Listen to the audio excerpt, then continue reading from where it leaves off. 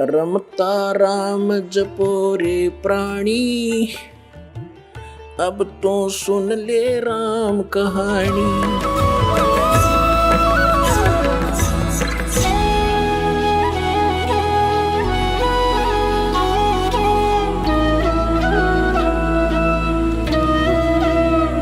पुण्यात्माओं, जब से ये आत्मा भगवान से, परमात्मा से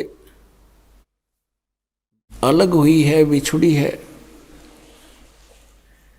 उसी दिन से इसको परमात्मा के अभाव का एहसास हो गया था।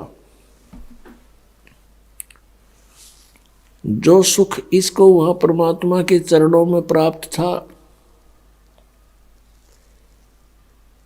उसको यहां नहीं प्राप्त हुआ।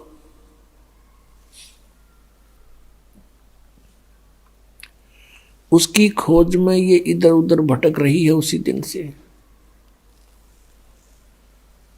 इसका कोई विकल्प इसको मिल नहीं रहा, इस कारण से इसने इस झूठे सुख को ही सुख मान लिया। इस काल भगवान ने हमें यहां उलझाए रखने के लिए हम एक दूसरे से जोड़ दिए। अपने ही रॉ मटेरियल से हम संतानोत्पत्ति करते हैं, उन्हीं को हम अपना मानकर उन्हीं में आसक्त रहते हैं। टाइम पास हो जाता है और ना जाने कब किसकी मृत्यु हो जाती है। छोटे छोटे बच्चे होते हैं, पिता की मृत्यु होगी, कोई और कमाने वाला नहीं, हाहाकार मचा हुआ है। जो लड़की उसके ब्याही थी, उसका अब कोई वारिस नहीं। छोटे छोटे बच्चे, उनको कौन पाले और पोसे।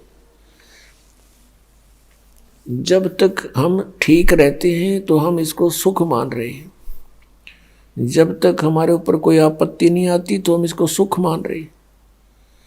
और जिसमें ये आपत्ति आती है, फिर हम डकरा डकरा के रोते हैं। कार कोठियों को हम सुख मानते हैं, अधिक संपत्ति को हम सुख मानते हैं। तो हमने यही विकल्प मान लिया यहाँ कि यही सुख है। लेकिन आत्मा फिर भी संतुष्ट नहीं है। राजाओं ने राज त्याग दिए कि ये सुख ठीक नहीं, उनको अच्छा नहीं लगा वो। उन्होंने फिर परमात्मा, वो सुख कहाँ ढूंढना चाहा? जंगल में, वन में, क्योंकि परमात्मा मिलने से ही सर्व सुख प्राणी को होता है।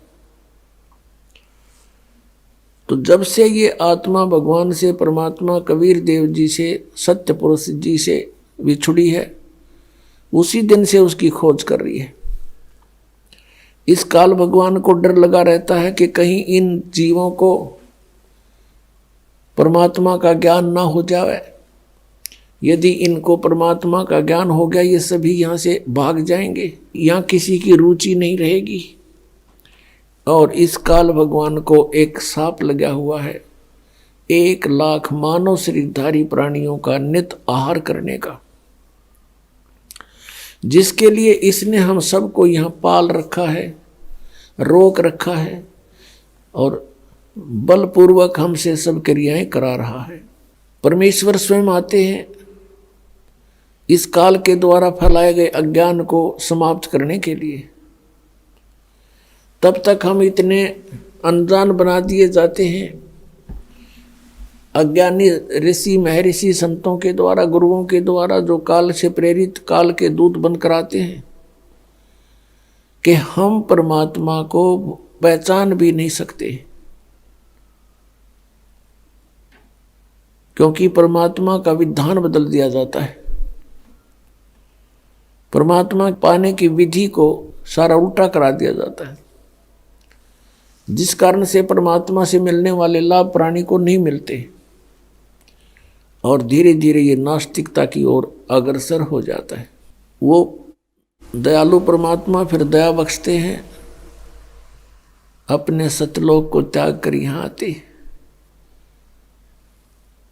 अब ये जो समागम आज प्रारंभ हुआ है 7 दिवसीय, ये उस शुभ दिन के उपलक्ष्य में मनाया जा रहा है कि परमात्मा सत्य पुरुष, अकाल मूर्त, वो शब्द स्वरूपी राम परम अक्षर ब्रह्म यानी कबीर देव जी अपने सतलोक से चलकर आए थे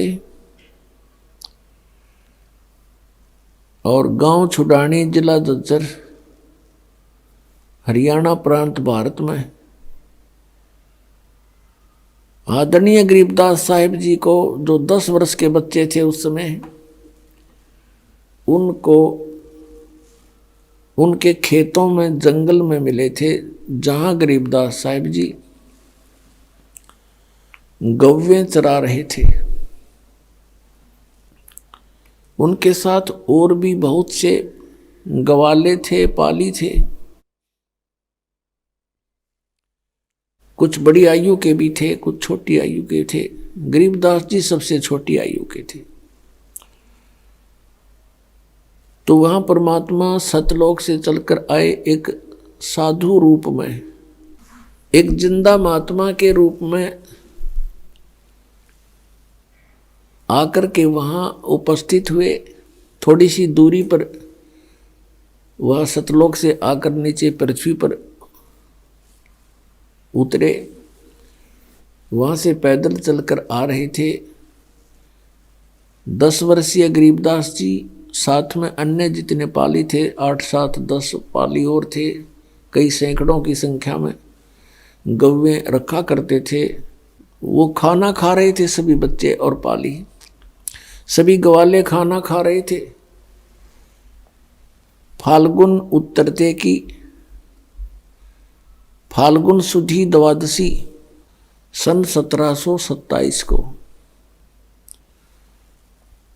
वो परमात्मा आकर के वहां खड़े हुए, उनके पास विराजमान हुए, उपस्थित हुए। तो ग्वालों ने पूछा कि महाराज जी, हे महात्मा जी, आओ भोजन खा लो।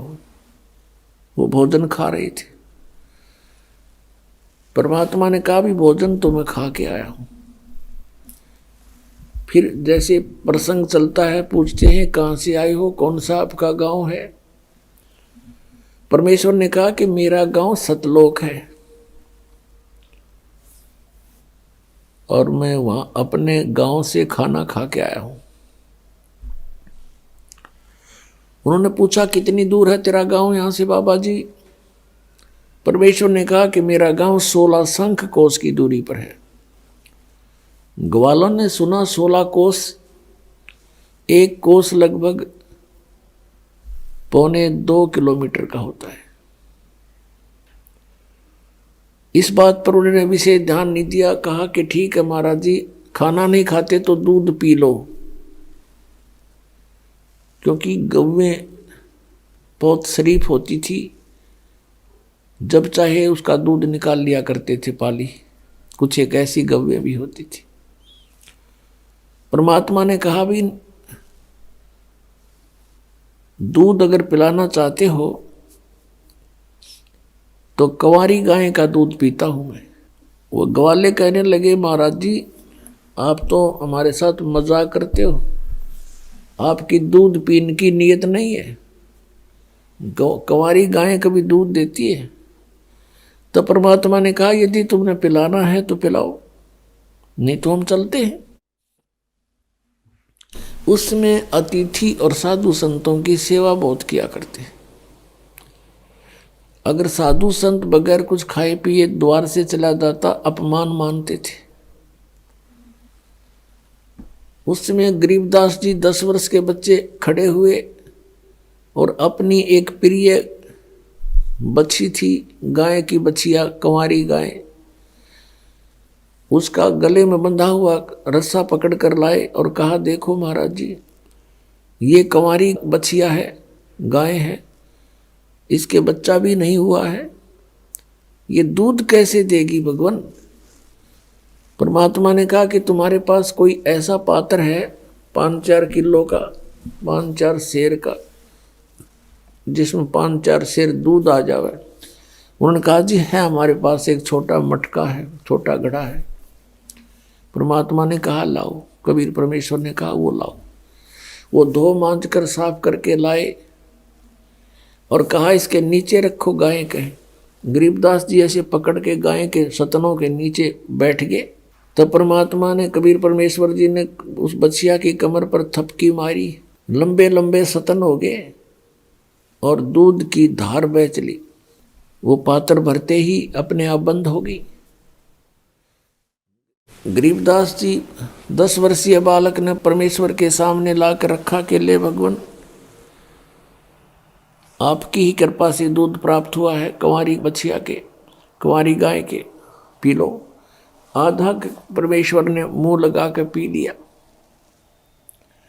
और शेष कहा अन्य जितने भी ग्वाले बैठे थे पाली, उन पालियों से कहा कि ले भाई तुम भी पी लो बच्चों, अमृत है ये हमारे गांव से आया है सतलोक से। अब वो जो बड़े पाली थे वो कहने लगे हम ना पीवें जादू जंत्र का। अन्यो बेराना तू कौन सी जात का, तने झूठा कर दिया। छुआछात बहुत ज्यादा थी पहले। गरीबदास साहिब जी ने कहा कि लो महाराज जी मुझे दे दो आपका बचा खुचा, और शेष बचा हुआ जितना पीना था उन्होंने पी लिया। सभी ग्वाले वहां से उठकर चले गए, दूर दूसरे वृक्षों के नीचे बैठ गए। जिस जंडी के पेड़ के नीचे सभी बैठकर खाना खा रहे थे, जहां परमात्मा ने ये लीला की, वो गाय भी वहीं उसी वृक्ष के नीचे थी। वो सब वहां से उठकर दूर चले गए कि ये पता नहीं कैसा जादूगर है और हमने पिए इसके झूठे दूध को। दूर दूर जाके बैठ गए। अकेले गरीबदास जी वहां पर रह गए। परमात्मा ने उस बच्चे को समझाना प्रारंभ किया कि बेटा तू बहुत अच्छी आत्मा है और भक्ति किया कर। तब गरीबदास जी ने कहा कि महाराज हम तो भक्ति बहुत करते हैं। किसकी भक्ति करते हो? कि हमारे यहाँ पड़ोस गांव में शिव का मंदिर है, शिव जी पूजते हैं, और भी कई बताई जैसा भी छठे महीने वर्ष में जो पूजाएं हम करते रहते हैं। तब परमात्मा कबीर देव जी ने उनको सब कहानी सुनाई, बताया कि बेटा जो साधना तुम कर रहे हो ये मोक्षदायक नहीं है। कोटि जन्म तो भर मत होगे, कुछ ना हाथ लगा रे। कुकर सुकर खरबया बोरे, कौआ हंस बुगारे। कोटि जन्म तू राजा की न्या, मिटी न मन की आशा। और भिक्षुक होकर दर दर घूमया, ये मिला ना निर्गुण रासा। इंद्र कुबेर ईश की पदवी, ब्रह्मा वरुण धर्मराया। और विष्णुनाथ के पुर को जाके तू फिर भी वापस आया। असंग जन्म तन मरत्या होगे, जीवित क्यों ना मरे रे। 12 मद महल मठ बोरे, बोर ना दे धरे रे। दोजक बहिष्ठ सभी तय देखे, राजपाट के रसिया। 3 लोग से तरपत नाही, ये मन भोगी खसिया। सतगुरु मिले तो इच्छा मेटे, पद मिल पदे समाना। चल हंसा उस लोक पठाऊं, जो आदि अमर अस्थाना। 4 मुक्ति जा चंपी करती, माया होरी दासी। दास गरीब अभय पद पर से, वो मिले राम अविनाशी। अब ये ज्ञान परमात्मा ने गरीबदास जी के अंतःकरण में फीड किया था, जो फिर गरीबदास जी ने आगे आके परमात्मा का दिया हुआ ज्ञान लिपिबद्ध करवाया।